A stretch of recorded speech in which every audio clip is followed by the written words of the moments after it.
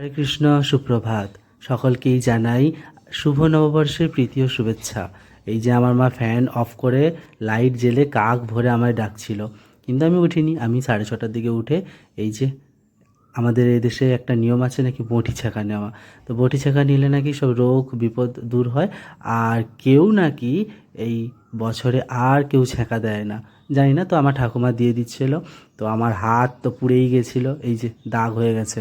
তো চলো, আমি স্নান সেরে এরপর কালকে আমার একটা সাদা পাঞ্জাবিতে আমি সুন্দর করে কারুকার্য নিজে হাতে আঁকলাম।